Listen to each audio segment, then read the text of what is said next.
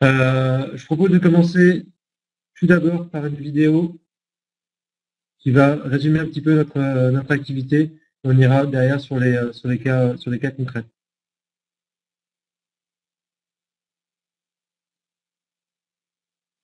N'hésitez pas à mettre le son, mais je pense que vous l'avez tous.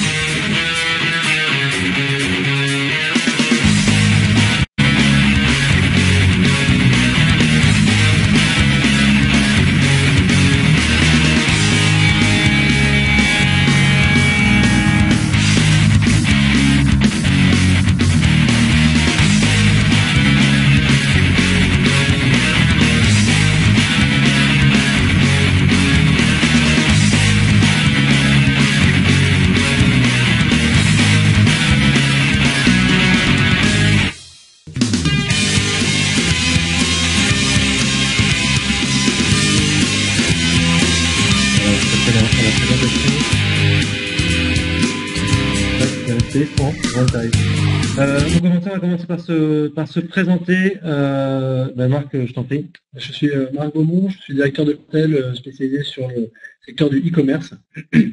Et donc, je suis Jean-Pascal Jaouen, je suis directeur des opérations du Concourmania. On va juste commencer par une petite présentation très rapide, orale seulement d'Actiplay.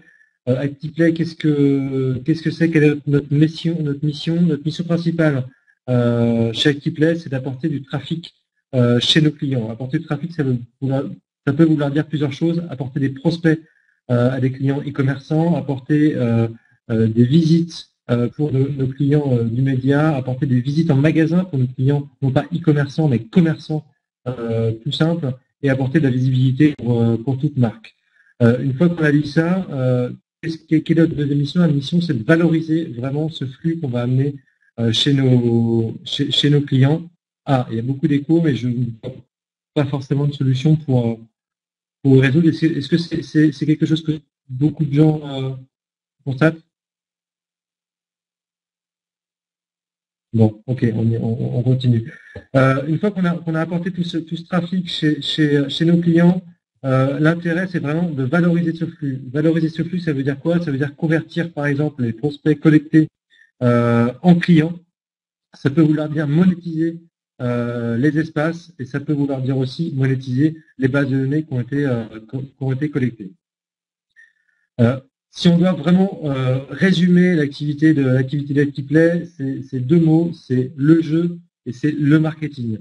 Comme vous le voyez là, c'est le jeu qui est beaucoup plus impliquant, très interactif, et pour nous, c'est un petit peu l'avenir de la publicité. Et le marketing, pourquoi? Parce qu'il y a une notion qui est très importante chez nous, c'est l'aspect héroïste, l'aspect objectif, l'atteinte des objectifs. Pour nous, le marketing, c'est vraiment mesurer l'atteinte des objectifs et aller vers le héroïsme.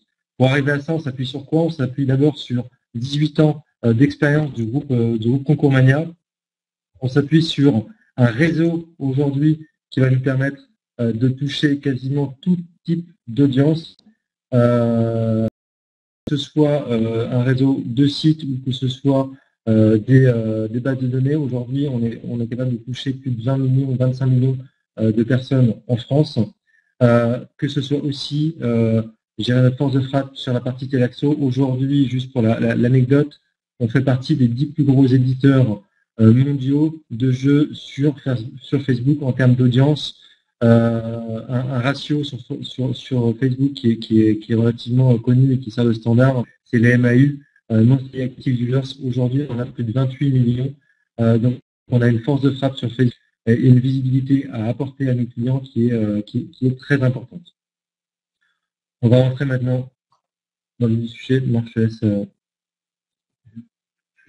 c'est la page. Voilà. On va voir pendant ces 20 prochaines minutes là 5 cas clients et on va commencer dès maintenant. Oui, alors notre premier cas sera celui de Quick, donc le réseau de restaurants de fast-food. Je cherchais à prendre la parole auprès de son cœur de cible, qui sont les jeunes adultes et les adolescents, les 15-25 ans. À travers cette prise de parole, qu'est-ce qu'ils souhaitaient faire, au-delà de communiquer uniquement un message, c'était réellement d'aller capter ces prospects-là, donc les recruter de façon qualifiée et uniquement sur ce segment-là. Ils voulaient également mettre en avant leur campagne de communication qui est le goût de la win à travers un programme de fidélisation. C'est-à-dire que on peut à travers ce programme collecter des wins, c'est-à-dire c'est en gros des points qui permettent d'obtenir un certain nombre de valorisations. Et on verra comment on s'est chargé de diffuser ce programme. Et enfin, évidemment, comme le disait Jean-Pascal, l'objectif étant naturellement quand même d'avoir un retour sur investissement. Ils cherchaient également à prendre la parole sur leurs produits, donc en l'occurrence les hamburgers, et attirer cette cible-là en magasin. Pardon, je vais suivante. Donc notre solution, eux était déjà présents sur le web, mais pour aller chercher cette cible-là, on les a amenés sur Facebook. Ils avaient une page déjà dédiée évidemment, mais on l'a complété à travers un programme de fidélisation à travers le jeu. Concrètement, comment ça se passe? Plusieurs fois dans l'année, de nouveaux jeux sont apportés à travers une application qui est présente sur la page. Et les jeunes internautes peuvent aller donc s'inscrire facilement sur ces jeux. Ce sont des jeux, j'allais dire, assez classiques, c'est quasiment du rétro gaming, pour ceux qui sont familiers avec ce terme, type des jeux comme Bomberman, Pac-Man, Pong, et des jeux assez simples en prise en main. Et une fois qu'on avait rempli un certain nombre de paliers, les instants gagnants apparaissaient. Qu'est-ce que les instants gagnants? C'est le gain d'une dotation immédiatement. C'est-à-dire que tout de suite, l'internaute savait s'il avait la possibilité d'aller chercher en magasin son burger offert, qui sont menus. C'est des valorisations de ce type. Donc c'est vraiment un procédé drive to store, c'est-à-dire on s'amuse sur le réseau social, et derrière on a une valorisation à aller chercher dans le restaurant. Donc comme vous pouvez le voir sur les quelques chiffres, en une année, la première année, 500 000 contacts collectés, un taux d'adhésion au programme assez conséquent de 50%, et évidemment un nombre de fans sur leur page, donc visée préexistante, 40% supérieur à celle qui était auparavant, parce qu'évidemment le jeu est extrêmement attractif pour cette cible qui cherche à s'amuser. Si vous le souhaitez, vous pouvez aller sur la page Facebook de Quick, les jeux tournent actuellement toujours, donc vous pourrez aller les découvrir. On va passer au cas suivant, le cas BB9. Il y a un point qui est assez amusant, c'est qu'on s'est fait presque une spécialité de cette cible, les marques pour on va dire pour jeunes parents ou futurs parents, puisqu'on travaille avec pas mal de concurrents aussi de BB9, notamment Oxybul, et Verbaudet et plein d'autres. La demande de BB9, quelle était-elle? Elle était de collecter et de qualifier un segment de population très étroit. Pour info, on s'est un petit peu documenté avec Marc. Je trouve qu'il y a environ 700 000 naissances en France chaque année. Donc vous pouvez vous rendre compte du segment assez étroit dont on parle là, et surtout du segment étroit et mouvant que représentent les femmes enceintes et les jeunes mamans. Donc il y a une vraie difficulté à les collecter et à les qualifier et faire évoluer sa base. Sensibiliser aussi cette cible à l'univers de la marque. Vraiment, ce que je disais tout à l'heure, hein, le jeu est immersif. Il faut utiliser cette immersion, cette puissance de l'immersion que va avoir le jeu pour vraiment communiquer sur la marque et communiquer sur les produits de la marque. Et enfin, troisième objectif, évidemment, faire venir cette cible en magasin physique, mais aussi en magasin virtuel. Et là, c'est ce que disait Marc tout à l'heure, hein, c'est encore une fois l'objectif du drive to store, voire du drive to e-store, qui est important. Notre réponse, quelle a été notre réponse là-dessus? Premier point, ce que je disais tout à l'heure, encore une fois, hein, l'acquisition héroïste, le héroïque, quelque chose qui revient constamment dans notre préoccupation, et qui va de pair avec une autre notion, c'est le 100% performance. Ce qu'on recherche aujourd'hui, c'est vraiment accompagner nos clients pour trouver les mécaniques, les dispositifs qui vont permettre de rentabiliser le plus vite possible le jeu et le dispositif qu'on a mis en place. Et surtout jouer aussi sur l'image de la marque qui va aider à capter et à restreindre et à bien cibler, je dirais, le segment de population qu'on souhaite toucher. Et puis un taux de couverture optimal sur la cible recherchée, c'est évidemment primordial quand on a une cible aussi restreinte de pouvoir la toucher comme on le voit ici, à la fois sur le web, à la fois sur le mobile et à la fois en magasin, en print. C'est vraiment un jeu qui a été déployé en multi-support et qui permet de les cibles là où elles sont et au moment où elles sont le plus disponible. Quels sont les résultats qu'on a pu obtenir sur cette campagne? Premier point à noter, 31% de nominautes sur le jeu. Ce sont des ratios assez importants qu'on voit, je dirais, de plus en plus, mais qui était quand même assez étonnant sur un jeu de ce type, et qui prouve encore une fois la justesse qu'on a eue dans notre analyse, c'est-à-dire d'aller toucher les gens au bon endroit. On serait passé à côté de 31% de notre cible si on n'avait pas dupliqué ce jeu sur mobile. 90% des joueurs entrent dans la cible. Ça c'est la puissance du jeu et la puissance du ciblage. Ça veut dire quoi? Ça veut dire que en amont, évidemment, le plan média a été très bien étudié pour aller toucher les bases sur lesquelles on savait qu'on allait toucher les bonnes personnes, ce qui évite souvent d'avoir une grande partie des joueurs d'un jeu qui sont du hors cible. Le hors cible, ce serait par exemple des jeunes de 15-18 ans qui viendraient jouer sur le jeu juste pour la dotation. Ceux-là, on les a complètement exclus et c'est assez incroyable de voir quand même 90% des joueurs qui font partie de la cible qui jouent. Donc ça, c'était le deuxième point important. Ensuite, une personne sur deux qui a utilisé le module viral. On le sait, c'est pareil, le succès pour vraiment toucher une cible, à chaque fois quand on touche une personne, quand on touche une femme enceinte ou jeune maman, par rapport à sa classe d'âge, par rapport à ses amis, il y a de grandes chances qu'elle ait autour d'elle d'autres femmes, des amis qui sont dans le même cas qu'elle. Et le module viral a une très très grande importance. Quand on voit qu'il a été utilisé à ce point-là, encore une fois, c'était une très très bonne stratégie.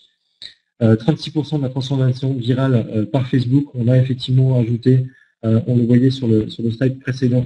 Hop, je vais switcher sur le slide précédent.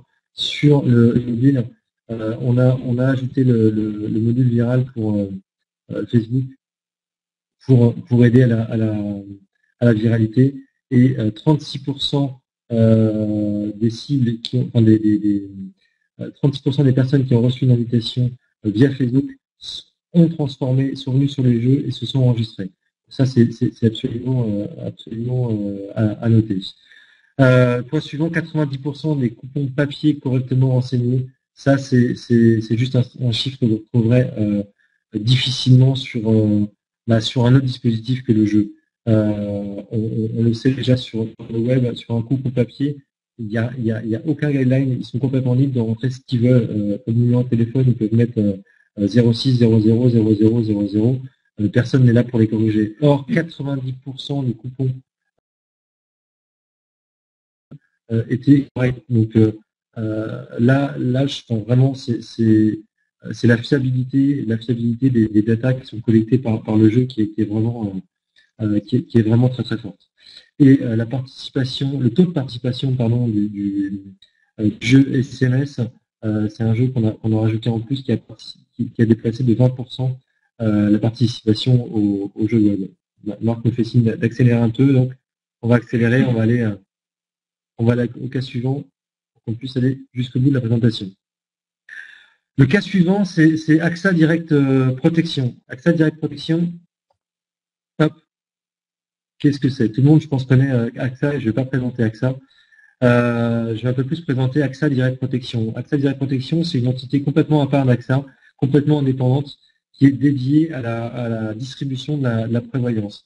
C'est, je dirais, le télémarketing, le marketing direct au service de la vente de prévoyance. C'est-à-dire qu'ils ont construit toute une chaîne de la fabrication de l'offre, du packaging de l'offre, qui sont des offres qui sont qui sont conçues pour être vendues par téléphone, par Internet,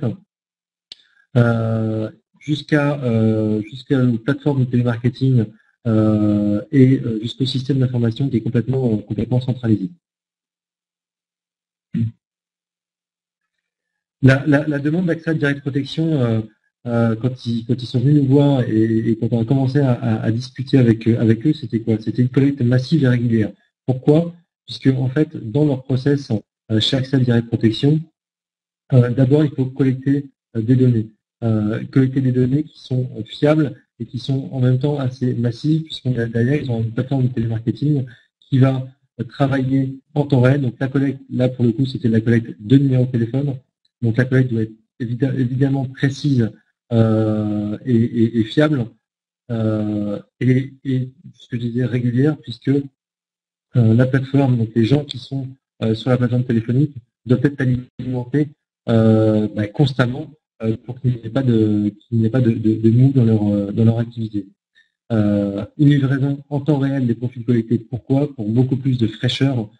Quelqu'un qui a été collecté, et ça va aller en lien avec le point suivant, quelqu'un qui a été collecté à 15 heures et qui sait qu'il s'est optimisé pour la marque AXA Direct Protection à 15 heures, s'il reçoit à 15h05 l'offre de bienvenue, il lui confirme qu'il est bien optime à AXA, va être beaucoup plus appétant s'il est contacté, je dirais, dans l'après-midi à une offre et en tous les cas recevoir un appel d'AXA que 15 jours après où il se souviendra même pas qu'il a été optime. Il recherchait aussi un partenariat constant pour optimiser les flux. On travaille vraiment avec eux main dans la main, encore une fois, pour alimenter leur plateforme de télémarketing. Quand ils ont des pics, on diminue un petit peu la collecte. Quand il va y avoir un petit peu de mou, on va réaccélérer sur la collecte pour vraiment qu'ils soient constamment alimentés. Et vous verrez qu'on les alimente sur deux niveaux de collecte différents. Et un partenaire plus qu'un fournisseur, c'est maintenant on travaille avec eux maintenant depuis plus d'un an, depuis la création de la division, et on travaille de plus en plus avec eux, puisqu'il est noté qu'on travaillait exclusivement sur la France jusqu'à il y a quelques mois. On a ouvert avec eux l'Espagne, et on vient d'ouvrir l'Italie, et on est en train d'ouvrir aussi en parallèle la Belgique. Donc c'est vraiment un partenariat sur le long terme qu'on développe avec AXA Direct Protection. La solution qu'on a mis en place avec eux, qu'on leur a proposé, c'est notre solution Premium Collect. Premium Collect, c'est quoi? C'est le réseau d'acquisition de trafic qualifié. Il y a les deux principaux dispositifs qu'on a utilisés pour eux, c'est la co-enregistration et c'est le sponsoring. Je vais détailler après les deux cas. Ce qui est marrant, c'est que eux se les ont complètement appropriés et ils ont même changé les noms des deux offres, puisque la co-enregistration est devenue chez eux la hot list et le sponsoring est devenu la fresh list. Hot list, pourquoi? Parce que par la co-enregistration, les profils sont, je dirais, encore plus qualifiés et encore plus chauds, d'où le hot list. Ce sont des leads ultra qualifiés, on va en collecter moins, mais encore plus qualifiés, encore plus engagés, on va dire. Et sur le sponsoring, on va être plus sur le volume, où là on va collecter jusqu'à 100 000 leads par mois, et toujours avec une bonne qualité, mais je dirais un engagement qui est un tout petit peu moins que la co-enregistration. Donc avec eux, vraiment, on va jouer sur ces deux leviers. Oui, le prochain cas, c'est Système U, donc c'est le réseau de distribution qui a environ 1500 magasins, donc forcément 1500 magasins, ça touche beaucoup de monde. Et leur demande justement était d'aller recruter une cible assez hétérogène, je la détaillerai juste après, et au-delà de la recruter, derrière réussir à la fidéliser. Le plan d'action devait également être mis en place à disposition des membres de la communauté U, c'est-à-dire les gens qui font déjà partie du programme de fidélité, ce qui fait que, incluant le recrutement plus ces membres-là, on devait toucher à la fois donc, des prospects, des clients existants, des clients fidèles, et éventuellement leur progéniture, on le verra par la suite. La prise de parole devait être sur une longue durée, c'est-à-dire tout au long de l'année et même en l'occurrence sur plusieurs années, puisque Système U est devenu un client récurrent, ça fait plus de 6 ans qu'on travaille avec eux. Et surtout, ils voulaient un dispositif absolument clé en main, c'est-à-dire une gestion par actiplay à la fois technique et marketing, une expertise marketing et un savoir-faire technique pour, j'allais dire, ne pas avoir à s'impliquer et mettre dans le cambouis. Qu'est-ce qu'on va proposer? On va proposer une game zone. Qu'est-ce qu'une game zone? C'est un portail ludo-marketing. C'est un bien joli mot. Concrètement, qu'est-ce que ça signifiait? Ça signifiait mettre en place un site dédié pour Système U. Donc on voit quelques écrans là sur ce site. Donc c'est le site, c'est la citiu.com. Également, vous pouvez aller le voir en ligne. Et donc ça a l'aspect d'un village, d'une cité, d'une city, et dans lequel comme dans un village réel, dans ce village virtuel, on peut aller visiter chacun des bâtiments, et chacun des bâtiments offre un espace ludique dédié. Alors ça va être le premier pour justement les porteurs de la carte de fidélité de Système U. Le deuxième va être grand public. Le troisième va être adapté aux enfants pour proposer par exemple des jeux sous licence Looney Tunes, qui est la licence partenaire de Système U, ou Marsupilami, ou des licences plus événementielles. Dans ces espaces-là, les marques partenaires vont pouvoir éventuellement proposer un certain nombre de présentations de leurs produits, de leurs offres, qui évidemment seront ensuite à retrouver dans les magasins Système U. Et c'est du coup un dispositif qui, pour vivre, a besoin d'être alimenté régulièrement, donc avec des nouveaux jeux, mais également une nouvelle interface qui est mise à jour 4 à 5 fois par an, plus lors des événements ponctuels, Noël ou ce genre de choses. Donc là, concrètement, comment ça marche également à l'intérieur en fait de chaque bâtiment. Donc on peut aller trouver des jeux de type jeu en flash. La participation à ces jeux permet de gagner des boîtes mystères.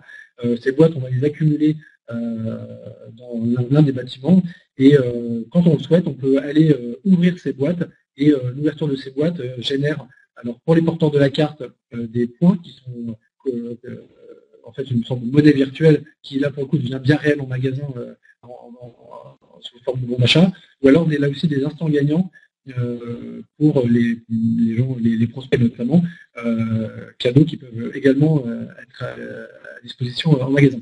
Donc sur une année, qu'est-ce que ça représente? 15 000 visiteurs uniques sur le site situ.com, presque pas loin de 100 000 inscrits de plus à ce programme de fidélité, et surtout, pour ceux qui s'intéressent aux aspects techniques, un temps moyen passé par visiteur de 18 minutes, ce qui est extrêmement conséquent, puisque évidemment, via tous les contenus proposés, les internautes sont incités à passer d'un bâtiment à l'autre, vraiment à flâner dans le village. Et là, le travail du coup effectué par Equiplay a été de A à Z. C'est-à-dire, il y a une mascotte qui anime ce village, elle a été créée par nos soins, et la mise à jour des sites également, le renouvellement des jeux, tout ça, ça a été fait par nous. Donc le temps, malheureusement, nous est compté, donc je vais aller rapidement sur le dernier cas, qui est le cas de Doctissimo. Donc Doctissimo, c'est un portail d'info santé, j'imagine la plupart d'entre vous connaissent, qui s'adresse plutôt à une cible féminine. Et leur principale problématique, c'était d'aller capter cette audience féminine et de la retenir. Concrètement, ça veut dire quoi? Développer la notoriété du site, évidemment, fidéliser le trafic qui passait déjà pour se renseigner sur sa santé et ses soins sur le site, arriver du coup à créer une communauté, j'allais dire une communauté qui vient à la fois pour le contenu sur le site, puisque c'est un site de contenu, mais également qui peut être animé par justement un autre levier qui est le jeu. Et ça, évidemment, c'était plein milieu de notre expertise, qui est de générer de l'intérêt pour l'internaute, le divertir, même sur des sujets comme la santé, qui, s'ils sont grand public, peuvent être un peu plus touchy. Évidemment, l'objectif du dispositif était également quand même, au-delà de développer le trafic et la notoriété, de générer du revenu à travers cette audience. Et on va voir comment on a pu faire ça. Je laisse juste Jean-Pascal terminer une réponse à une question. Globalement, on a mis, j'avance un petit peu sur la slide suivante, mais on a mis en place un dispositif complet, c'est-à-dire un dispositif triple, qui était à la fois un jeu permanent aux couleurs de Doctissimo, c'est-à-dire un jeu qui permettait d'aller collecter des leads et collecter le trafic de passage sur le site, c'est-à-dire un concours annuel, mais sur lequel il peut être mis en avant en fonction de l'activité sur le site. Une zone de jeu où on présente divers jeux concours, puisque une fois qu'on sait que les gens sont intéressés par le jeu concours, parce qu'ils sont inscrits sur le jeu concours Doctissimo, on peut éventuellement proposer deux types de jeux concours d'autres marques, en affinité évidemment avec la cible féminine, un cible qui d'ailleurs est assez attiré justement par ce type de dispositif marketing et promotionnel. Et enfin une troisième partie du dispositif qui était une zone jeu flash. Là, c'est du pur divertissement avec des jeux en lien toujours avec la santé et la thématique Doctissimo. Et à chaque fois, ce contenu peut être monétisé de trois façons différentes. Donc la première sur le jeu dont je parlais initialement, le jeu concours dédié pour Doctissimo, on peut intégrer lors de la collecte des sponsors, comme on l'a vu d'ailleurs pour AXA, des sponsors ou de la co-registration, ce qui fait des revenus supplémentaires. Les jeux concours, pareil, tous les gens qui s'inscrivent dessus, ça permet de reverser de l'argent à Doctissimo.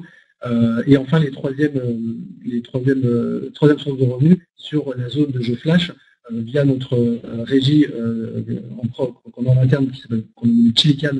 On peut intégrer de la publicité dans les jeux, notamment par l'intermédiaire de pré-roll quand on lance les jeux. Pré-roll vidéo. Donc là, on voit les dispositifs en détail. Donc le jeu permanent à gauche dont je parlais, un jeu dédié qui dure un an, aux couleurs de Doctissimo. L'espace de jeux concours avec différents jeux concours mis à jour fréquemment, plusieurs fois par semaine, et les jeux flash, un espace dédié également, pardon, avec différents jeux sur la thématique santé qui sont totalement gérés. C'est-à-dire c'est un dispositif quasiment autonome pour Doctissimo. C'est-à-dire que nous chargeons vraiment de A à Z de la mise en place de ce contenu, de sa mise à jour. Et Doctissimo nous ouvre juste un espace sur son site, et derrière, c'est à nous d'animer tout ça. Donc, je parlais de la collecte, donc, permettant l'enrichissement de la base de données pour Doctissimo, évidemment. Une animation et fidélisation de la communauté, puisqu'on s'est rendu compte que certains internautes qui passaient sur le site, maintenant ont mis favorise en fait la game zone, la zone de jeu flash, et viennent maintenant aussi pour ça. Donc vraiment encore une fois contenu et jeu de notre côté, et la monétisation de l'audience des divers procédés que j'ai évoqués. Et voilà, il est déjà l'heure de presque conclure. Ce dernier cas était assez intéressant et permet vraiment de résumer tout le savoir-faire du groupe Micromania pour le coup, Actiplay plus le réseau de sites en propre. Vraiment là, ça regroupait toutes nos compétences, toutes les compétences métiers qu'on a su acquérir en 18 ans. Rapidement, ce que je disais tout à l'heure, le jeu, oui, mais c'est le jeu plus le marketing qui est notre ADN. Et avant tout, le jeu doit être en réponse à vos objectifs, selon les objectifs que vous avez pu avoir. On va plus zoomer sur ceux de droite. L'objectif primordial, principal, c'est surtout augmenter votre chiffre d'affaires. Augmenter votre chiffre d'affaires comment? C'est par des mécaniques, par exemple, de Draftuster, par la collecte de nouveaux profils, ce qu'on voit en numéro 3, c'est par de l'audience, du trafic qu'on va amener sur votre site ou dans vos magasins, c'est par la fidélisation de nos clients, faire en sorte qu'ils consomment plus, qu'ils viennent plus régulièrement chez vous, et c'est par des revenus additionnels via la monétisation de cette audience-là. Voilà, on a été assez bref sur la fin, mais j'espère qu'on a été assez complet. Nicolas, une question, une idée d'ordre de coût pour un jeu type Facebook. Mais je vais avoir du mal à avoir une réponse toute faite. Tout dépend du type de jeu que vous allez vouloir. Et est-ce qu'on parle simplement de la prestation du jeu ou est-ce qu'on parle aussi de la diffusion du jeu? Voilà, ça va être la question. Si on parle vraiment de la prestation pure du jeu, on va partir à, on va dire, une grosse masse 300 000 euros jusqu'à des prestations qui peuvent faire 50 à 100 000 euros. Hein. Tout dépend, tout dépend de vos souhaits ou de vos rêves, pour tout votre budget. Pour toutes ces demandes et des questions comme ça plus spécifiques, peut-être le mieux c'est que d'aller en fait sur le site d'Actiplay. En fait, vous trouverez en fait nos coordonnées d'une part pour cette présentation que vous pouvez télécharger, nos coordonnées, et après en tant que directeur de clientèle, je suis chargé ensuite de répondre à ces demandes, donc je le fais avec plaisir. N'hésitez pas à me les poser, que ce soit un brief même succinct. C'est toujours intéressant d'échanger sur différentes problématiques, donc voilà, n'hésitez pas à aller récupérer nos coordonnées sur le site et j'y répondrai avec plaisir. Merci beaucoup. À très bientôt. À très bientôt.